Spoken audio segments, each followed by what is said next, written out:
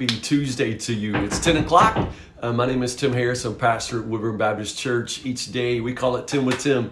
We meet Monday through Friday together, Facebook or YouTube, and we go verse by verse through the Word of God. While I am talking right now, they are roofing the church right over my head. So if you hear lots and lots of noise, pops, bangs, hammers, it is not to be alarmed. It really is just the work going on, and I'm happy that it's getting done, but it is loud. We are this morning in 2 Samuel chapter 14, verses 1 to 24. It's been 3 years since Absalom killed his brother Amnon, and he went to stay with his maternal grandparents, and David has continued to sit. He's just sitting there.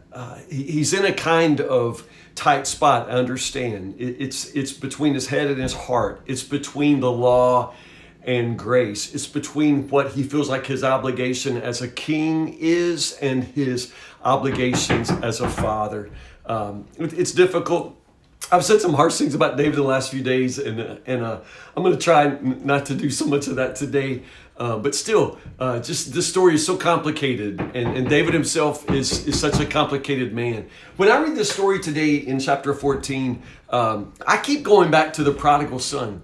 I keep thinking about the story of the prodigal son. Part of it is because of what the wise woman of Toccoa says when she's trying to convince David to do what David already wants to do, and that is let Absalom come home, bring Absalom home. She says something at the end of verse 14. She says that God is the one who never sweeps life away, but always comes up with ways to bring us back home when we're separated from him. Wow. She preaches the gospel right there. That woman understands more than David and most of us all put together. God is always looking for ways to bring the prodigal son home. I just love that. I love that. And that's where we are. Now, again, it's been 3 years. Joab is the one who intervenes. Joab is a man of action. Joab is a man of strategy. No matter how we always feel about Joab, Joab in this case seems to be working for David's best interest. He knows, as the chapter opens, that David's heart is still toward Absalom. David's heart's still going out. He's longing, he's yearning for his son Absalom. So Joab decides to do something that perhaps will cause David to see the situation in a different light. Now, some commentators will argue over whether or not Joab's intentions are just strictly for David's benefit, but because of David's yearning, his longing, or his emotions as a friend, trying to do what's best for David, or are they political?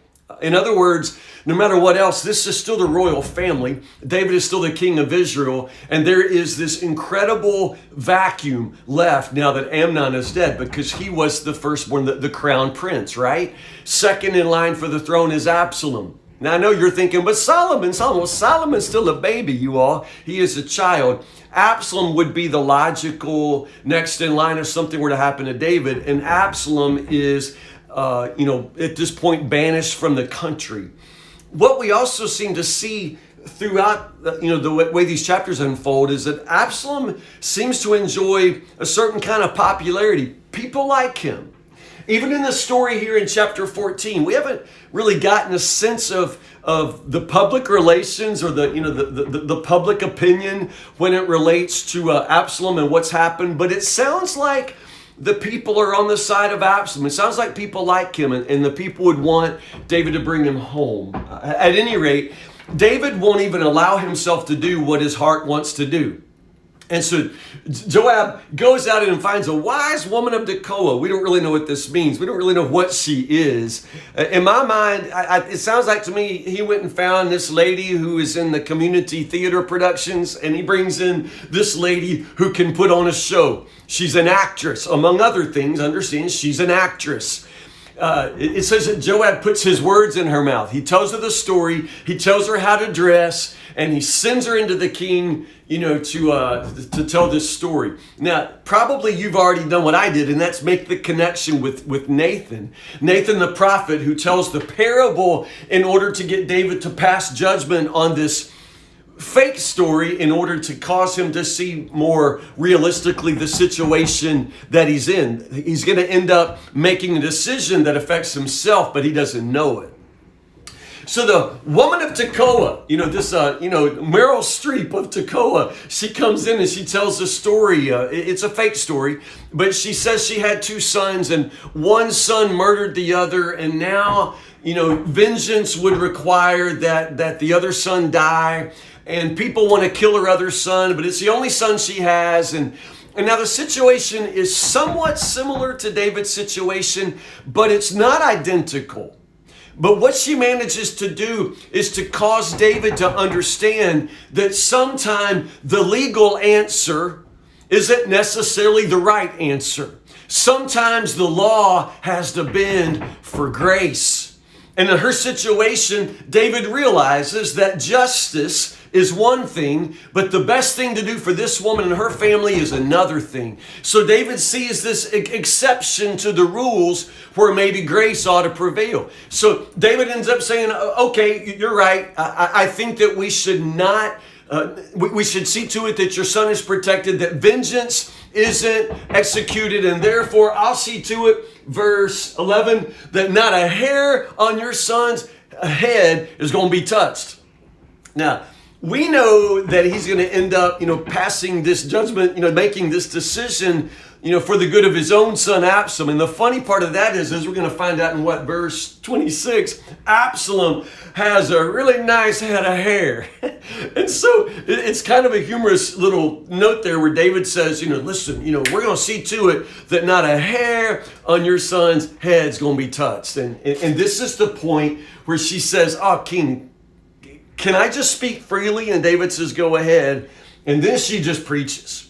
She preaches. This is the point in verse 13. She says, if you would do this for me, if you would do this, in a situation like mine, why won't you do this for the people of God? You see, that's where it suggests, are there more people wanting Absalom to come back? Is there some groundswell in the kingdom? Do the people of God feel like they have some vested interest in what happens to Absalom? Are they on his side? It's just kind of interesting. Joab certainly seems to want to bring Absalom home. Perhaps there is this, wide public opinion that Absalom should come home. I don't know. I just find that interesting. But this is where she says, you have convicted yourself in making this decision. That's the equivalent to when Nathan says, you're the man. The decision you just declared, you're the man. That's what she says. You have convicted yourself in making this decision. She continues, constantly to build him up. You're like an angel. You are so good at discerning right from wrong. Yeah, it's like, did she read chapters, 11 and 12 and 13? But she says, you're an angel. You're so good at knowing right from wrong. And finally, David says, did Joab put you up to this? It seems like David recognizes the work of Joab here. Joab must have had previous conversations with David. At any rate, David now changes his mind. He's going to allow Absalom to come home. So again, I just keep seeing this flashback or flash forward to the prodigal son story that Jesus tells here, and how God is on the side of seeing prodigals come home. Yeah, the law is one thing, revenge is one thing, vengeance and retribution are one thing, but at some point the cycle of revenge and retribution has to be broken in order that we can live together and love each other, and so that we can move forward. You can't nurse a grudge forever, or can you? So David says, okay, Joab, bring him home. And so David allows Absalom to come home. But then there's this last minute instruction here that says, he can come home, but he's not coming home to me. So David allows Absalom to come back to the kingdom, but he says he's not to come into my presence. Okay. Again, I promise you I wasn't going to, criticize David too much today, but my goodness, what is that? He can come home, but he can't come home to me. So he is going to continue. Even though we know that his heart wants to do something else. David at this point is such, I don't know if he feels like, this is what he must do as the king, but it comes down to what he should do as a father. And you just can't continue to ignore your son. It is outrageous for the father to let the prodigal come home, but not to come home to him. You recognize this is going to be a disaster. We'll pick up right here tomorrow, 2 Samuel chapter 14, verses 25 to 33. It turns out Absalom can be ignored for 5 years, but at some point he won't be ignored any longer. Chapter 14, verses 25 to 33. I love you guys. It is going to be a beautiful day. It's going to be a loud day up in this church. But again, it's good work. We need a new roof, and it's happening right now over my head. So anyway, that's the day I'm going to have. I pray that your day is good. Read ahead, and Lord willing, we'll meet each other here tomorrow.